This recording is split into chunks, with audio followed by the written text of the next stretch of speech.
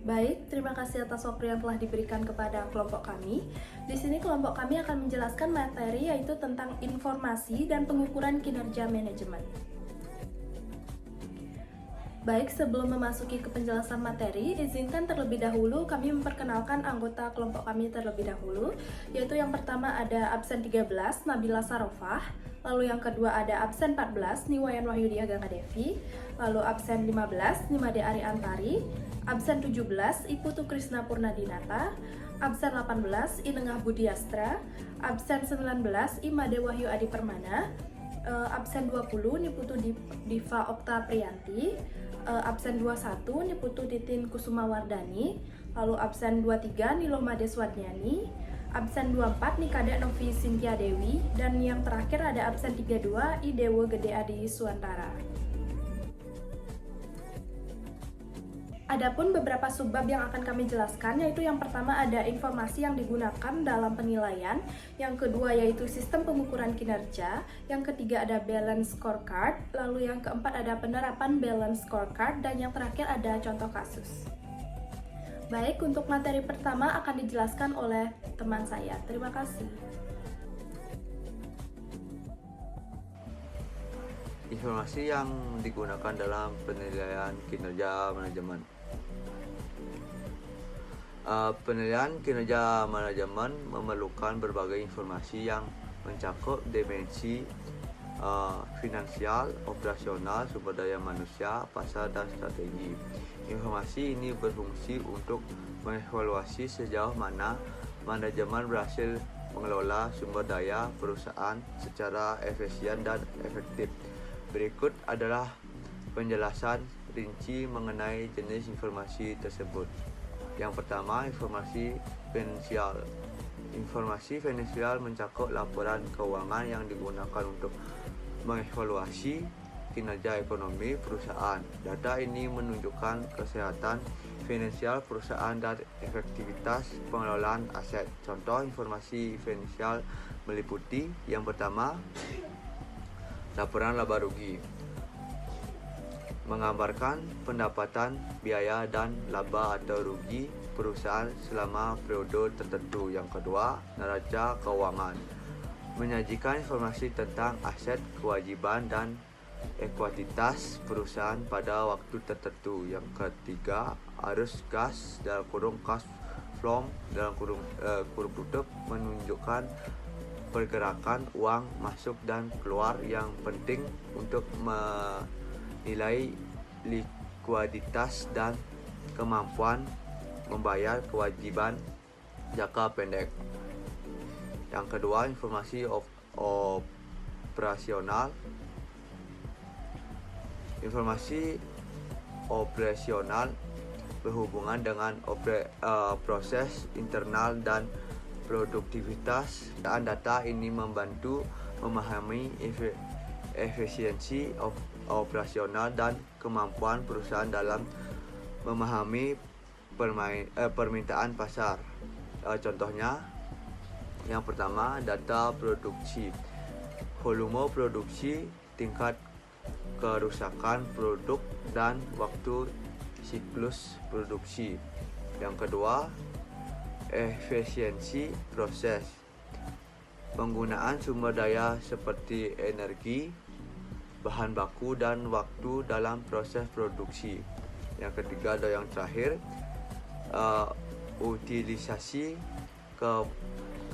kapasitas, sejauh mana kapasitas produksi digunakan secara optimal.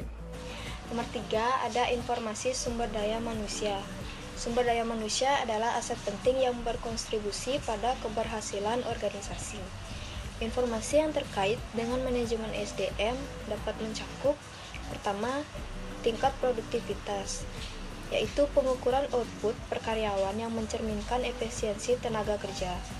Yang kedua, retensi karyawan, yaitu tingkat pergantian karyawan yang berhubungan dengan kepuasan kerja dan budaya organisasi. Yang ketiga, kepuasan kerja, diperoleh melalui survei dan wawancara, mencerminkan tingkat kebahagiaan karyawan dengan pekerjaannya. Yang keempat, informasi pasar, Informasi pasar berfokus pada hubungan perusahaan dengan pelanggannya dan kondisi pasar secara umum. Data ini digunakan untuk mengevaluasi daya saing perusahaan. Contoh informasi pasar meliputi yang pertama data penjualan, yaitu volume penjualan, tren, dan pertumbuhan dari waktu ke waktu. Yang kedua, pangsa pasar, yaitu proporsi pasar yang berhasil dikuasai dibandingkan dengan kompetitor.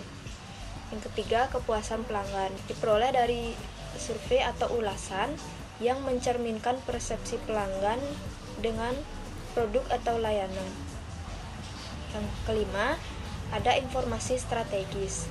Informasi strategis digunakan untuk menilai kemajuan, pencapaian tujuan jangka panjang perusahaan, dan kemampuan beradaptasi dengan perubahan lingkungan eksternal. Contohnya, kemajuan tujuan strategis, yaitu pencapaian target yang ditetapkan dalam rencana strategis, seperti ekspansi pasar atau peluncuran produk baru. Selanjutnya, adaptasi terhadap lingkungan bisnis, yaitu respons terhadap perubahan teknologi, regulasi, atau preferensi konsumen. Baik, untuk materi selanjutnya yaitu mengenai sistem pengukuran kinerja. Sistem pengukuran kinerja merupakan kerangka kerja yang digunakan untuk mengevaluasi sejauh mana pencapaian tujuan organisasi dengan tujuan untuk memastikan bahwa organisasi berjalan sesuai dengan sasaran yang telah ditetapkan dan untuk mendorong perbaikan berkelanjutan. Adapun komponen utamanya yaitu ada 4.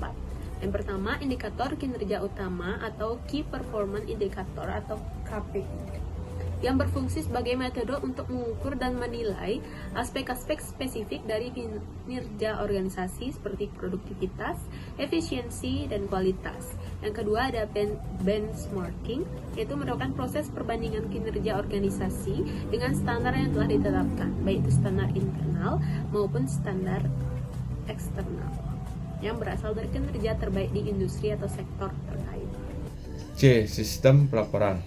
Sistem ini berfungsi sebagai alat untuk mengumpulkan, menganalisis, dan menyampaikan data secara akurat dan tepat waktu. Pelaporan yang efektif memberikan informasi yang diperlukan oleh manajemen untuk membuat keputusan strategis dan teknis, serta kemungkinan seluruh pihak terkait untuk memantau dan menilai kinerja secara berkala. Yang D. Mekanisme umpan balik. Mekanisme ini merupakan proses yang penting untuk mengevaluasi hasil pengukuran kinerja dan kemudian menggunakan informasi tersebut untuk meningkatkan kinerja di masa depan. Umpan balik yang konstruktif kemungkinan organisasi untuk mengetahui kekuatan dan kelemahan mereka, serta merumuskan langkah-langkah memperbaiki yang diperlukan untuk terus berkembang dan mencapai tujuan yang lebih tinggi.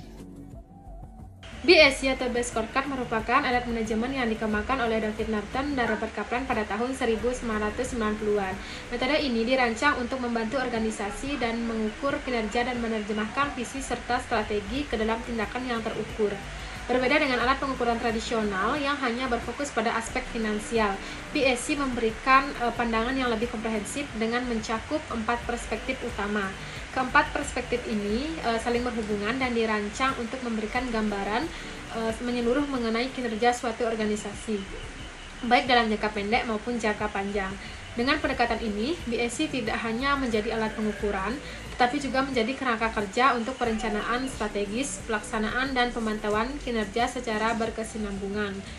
Hal ini memungkinkan organisasi untuk lebih responsif terhadap perubahan lingkungan bisnis dan tetap fokus pada tujuan utama mereka. Yang pertama, perspektif finansial. Perspektif finansial bertujuan untuk mengukur keberhasilan finansial organisasi. Aspek ini mencerminkan hasil akhir dari strategi yang telah dijalankan, seperti peningkatan profitabilitas, pengelolaan biaya, dan pengambilan investasi atau ROI. Yang kedua, perspektif pelanggan. Perspektif pelanggan fokus pada bagaimana organisasi menciptakan nilai bagi pelanggan dan mempertahankan loyalitas mereka. Yang ketiga, perspektif proses bisnis internal. Perspektif ini berfokus pada bagaimana organisasi mengelola proses internalnya untuk menciptakan nilai bagi pelanggan dan pemegang saham. Efisiensi dan efektivitas proses bisnis menjadi prioritas utama. Yang keempat, perspektif pembelajaran dan pertumbuhan. Perspektif ini fokus pada sumber daya manusia, teknologi, dan investasi dalam organisasi. Tujuannya adalah untuk memastikan bahwa organisasi memiliki kapasitas untuk terus belajar dan beradaptasi terhadap perubahan lingkungan bisnis. Baik, di sini saya akan menjelaskan tentang langkah-langkah penerapan balancing score. Yang pertama, menentukan visi, misi, dan tujuan strategi perusahaan. Yang A, visi, gambaran masa depan perusahaan yang ingin dicapai. Yang B, misi, alasan keberadaan perusahaan dan tujuan jangka panjang. Yang C, tujuan strategis, sasaran-sasaran spesifik yang harus dicapai untuk mewujudkan visi dan misi. Yang kedua ada mengidentifikasi indikator kinerja untuk setiap perspektif. BSC umumnya menggunakan 4 perspektif. Yang pertama, perspektif keuangan, mengukur kinerja finansial perusahaan seperti pertumbuhan pendapatan, profitabilitas, dan nilai pemegang saham. Yang B, perspektif pelanggan, mengukur kepuasan pelanggan, pangsa pasar, dan akuisisi pelanggan baru. Yang C, perspektif proses bisnis internal, mengukur efisiensi dan efektivitas proses bisnis internal seperti kualitas produk, waktu produksi, dan inovasi. Yang D, perspektif pembelajaran dan pertumbuhan, mengukur kemampuan perusahaan untuk belajar dan tumbuh seperti pengembangan karyawan, sistem informasi, dan kemampuan inovasi. Yang ketiga, mengintegrasikan BSC ke dalam progres manajemen strategis. BSC tidak hanya menjadi alat pengukur, tapi juga harus terintegrasi ke dalam seluruh proses manajemen strategi perusahaan, mulai dari perencanaan, pelaksanaan, hingga evaluasi. Keempat, mengembangkan sistem pelaporan untuk memantau pencapaian target. Perusahaan itu perlu memiliki sistem pelaporan yang efektif untuk memantau secara berkala pencapaian target yang telah ditetapkan. Sistem pelaporan ini akan membantu manajemen dalam mengambilkan tindakan korektif jika diperlukan. Yang kelima, menggunakan hasil evaluasi untuk perbaikan berkelanjutan. Hasil evaluasi dari BSC harus digunakan sebagai dasar untuk melakukan perbaikan berkelanjutan. Perusahaan itu harus melakukan analisis terhadap kinerja dan mencari cara untuk meningkatkannya. Baik, terima kasih. Di sini saya akan melanjutkan materi, yaitu PT Telkom Indonesia menggunakan balance scorecard untuk mengevaluasi kinerja dari berbagai perspektif. Yang pertama dari perspektif finansial, yaitu fokus pada pertumbuhan pendapatan dan efisiensi dari operasional. Lalu yang kedua ada perspektif pelanggan, yaitu mengukur kepuasan pelanggan melalui survei dan indeks NPS atau Net Promoter Score. Lalu yang ketiga ada perspektif proses bisnis internal, di mana optimalisasi proses digitalisasi dan pengembangan layanan berbasis teknologi. Lalu yang terakhir itu ada perspektif pembelajaran dan pertumbuhan. Nah, investasi pada pelatihan karyawan dan pengembangan budaya inovasi. Oke, di sini saya akan melanjutkan materi yaitu perspektif proses internal serta pembelajaran dan pertumbuhan.